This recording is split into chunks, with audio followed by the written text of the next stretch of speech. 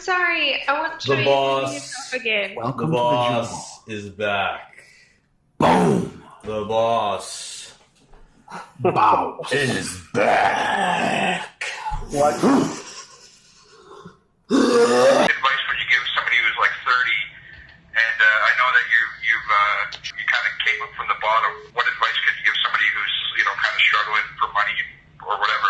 Well, invest in yourself. Nothing's going to come easy. That's for sure. You got to support yourself with all the skills and knowledge you can. It's not easy at all. You got to work 18 hours a day if necessary. Just believe you can do it, man. I mean, there's people that came to this country with the shirt on their back and became billionaires. You can have a decent living. You don't need to become a billionaire. There's so many ways to make money in this country right now. A good software developer, 12 months of training, you can make $250,000 a year. You can do it. And you can do that while you work at Starbucks and McDonald's if you have to. Where there's a will, there's a way. Just believe in yourself, work hard, and you'll get there. Trust me. Any haters? I'm supposed to be the most hated man in America. Let's go.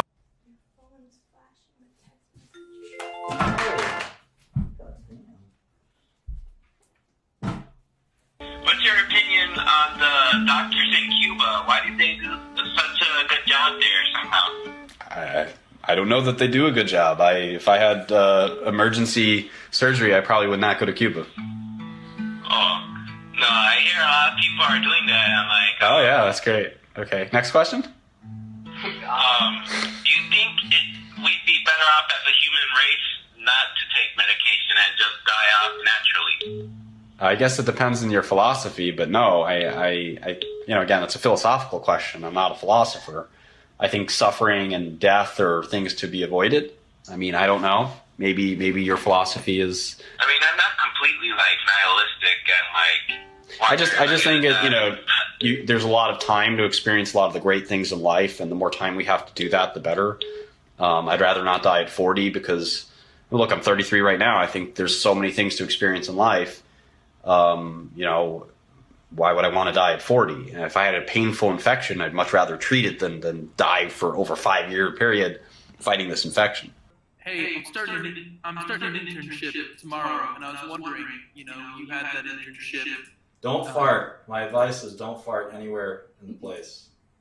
That's a good idea. Just take all the rich people's money and share it. Exactly. What can go wrong? This is why we need to burn it.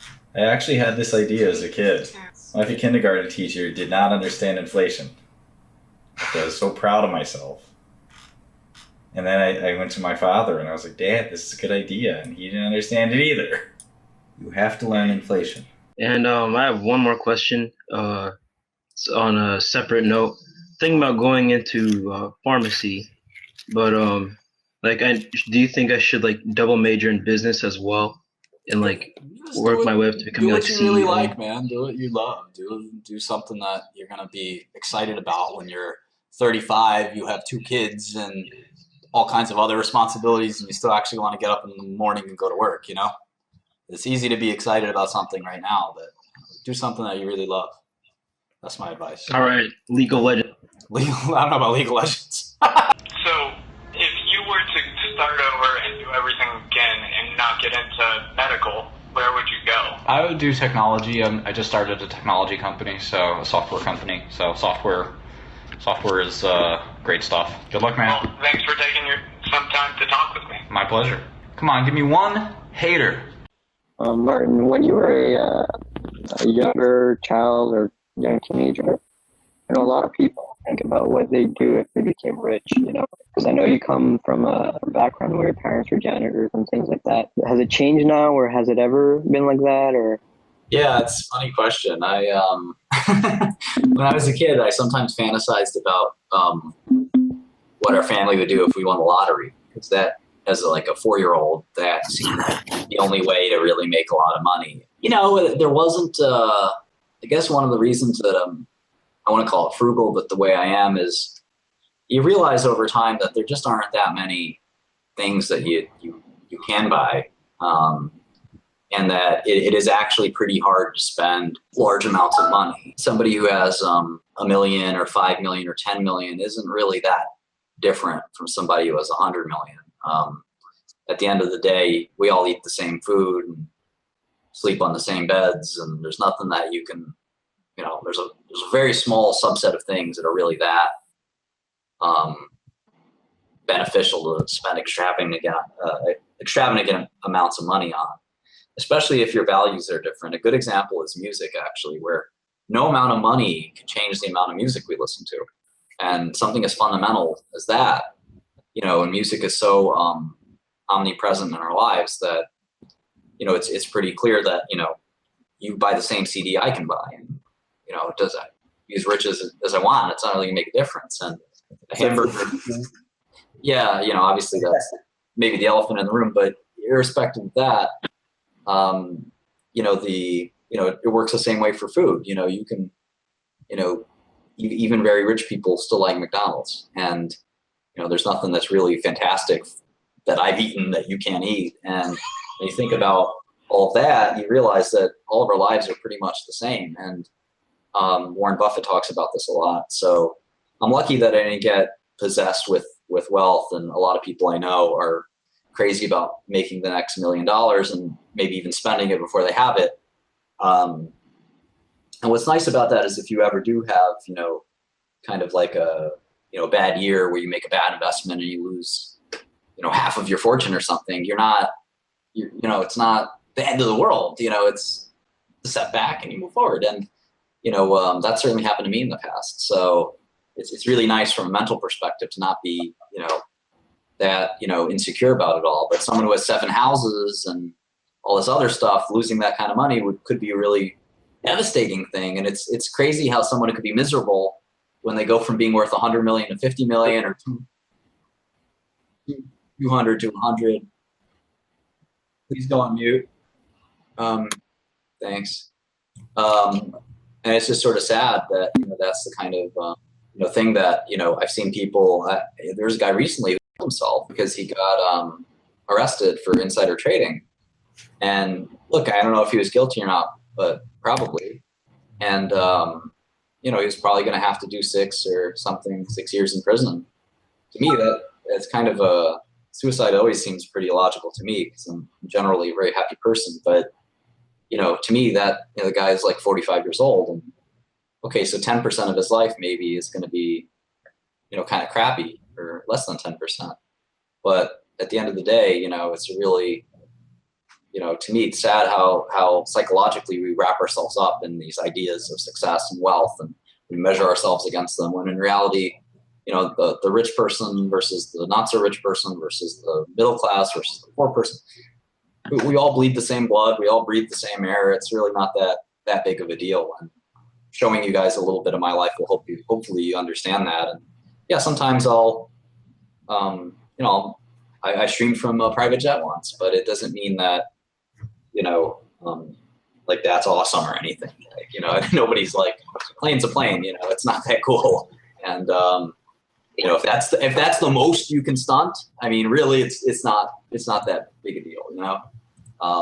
So it's just one of these things that's kind of I think we blow it up in our heads so much. You seem to be very successful, very good at what you do, but I'm curious to hear like what drives you. Like, is it just the fact that you want to be able to like make money, or is there some sort of other driving factor? It's mostly the intellectual puzzle. I mean, when you look at the things that I like to do, they're all, at least to an external observer, very very technical and very difficult. I like the more complex the problem, the better for me. And I like to solve the really tough problems that still have hopefully some commercial application and some, value. I'm not here trying to find the proof to the Goldbach conjecture or something like that. They're soluble problems. They're not too hard, but they're not easy to most people. And I like applying myself to those types of intellectual challenges, especially like starting in a field from scratch and slowly building up my knowledge base to the point where it's formidable. I did that with pharmaceuticals 15 years ago, and I'm going to try to do that with software now, although I had some head start in software over the last decade or two. But, so it's sort of the puzzle and just chasing these really cool intellectual problems. I think the money is a sort of a side effect of that, more than it is a goal. It just sort of happens. Hey, Cecilia. All right. What was that? I was just saying hi to my other friend. Okay, so it seems like you've basically built up pharmaceutical companies and now sort of software companies from the ground up. But my question is like, where do you see this headed? Like, what is your end goal? I don't know that I have one. You know, I think I love technology and love technical things, and the more I can be on the forefront of them, the better. The more I can kind of, you know, study them, the more enjoyment I get. You know, of course, there's this pressure to deliver actual things for humanity, which again is partially why I'm not a theoretician. I'm not you know, someone who publishes papers. I'm someone who does stuff.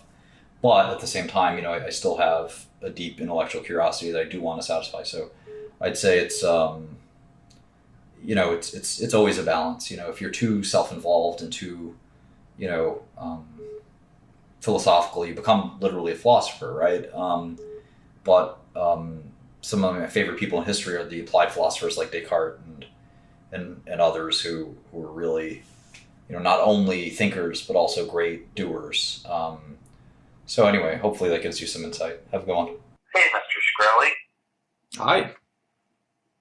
How are you today? Great. How can I help you? Okay. Now, I've been watching your live streams for a little while. A couple of them. Okay. Seem like you enjoy the finer things in life. Yeah. Have you ever, you know, taken a jar of peanut butter, just stuck a spoon right in it, and just shoveled it into your mouth? Sure. Yeah? Sure. Good. Chunky or creamy? I'm not a huge peanut butter fan, but I've done that as a Not a kid. huge peanut butter fan. No. Alright, I don't think we can work together. Have a good night. Sorry. Bye. Just got dropped. I just got owned. What do I think about antidepressants? Well, the Paxils and Lexapros of the world are very modest efficacy-wise. They're very good safety-wise. The newer antidepressants, specifically ketamine, could revolutionize treatment of depression. Benzos like Xanax, I mean, they're great for short-term alleviation of anxiety. I don't take them. When I was diagnosed with anxiety about 15 years ago, I did get a prescription for Klonopin, but you know, thank God, you know, I don't take them. I know people who do have to take benzos every day. Or only learning JavaScript. Yeah, mostly JavaScript. It is the language of the internet. It's hard to build a website without it.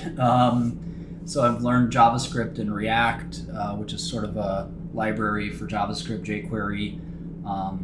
The rest of the stack kind of scares me, like Node.js, and you know, I obviously have to learn a little bit about databases as a result, but I'm getting there. No one should ever be a CEO. It's difficult. People are the hardest part. I mean, people are crazy. Managing people is unbelievably difficult. You know, so I would say that is a challenge.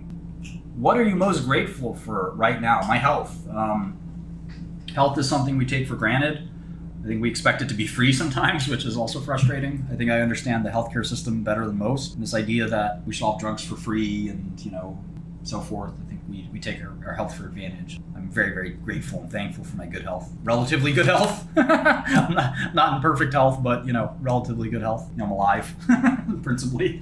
But I know people who died 15, 20 years before my age, which is 33. And, you know, the fact that I'm alive and I'm likely to live much longer is fantastic. Biggest regret? How much time do you have?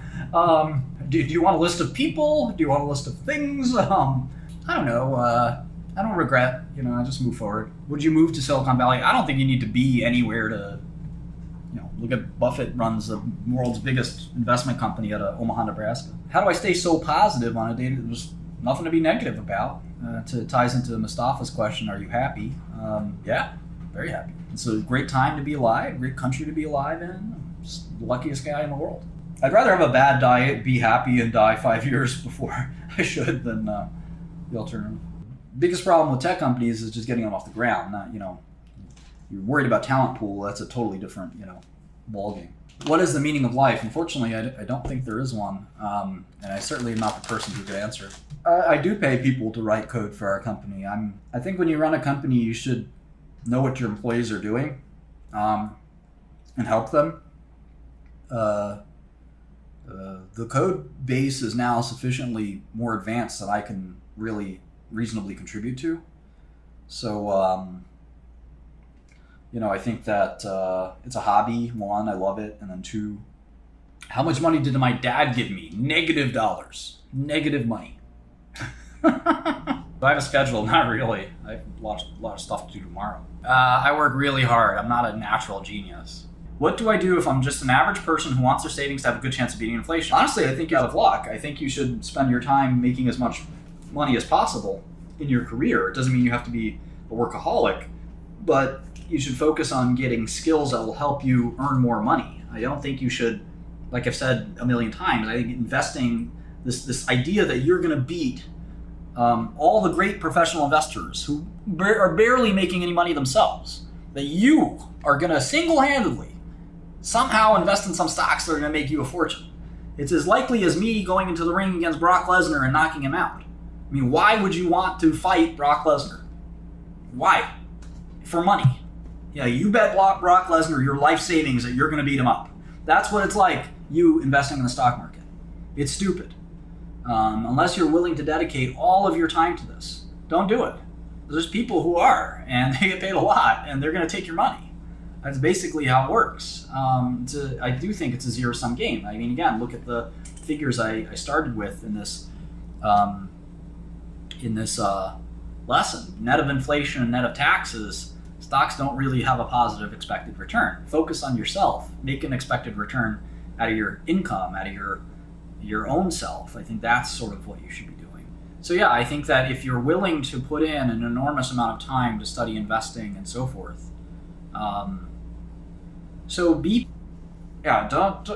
if you're not willing to become a professional investor, I don't think you should invest.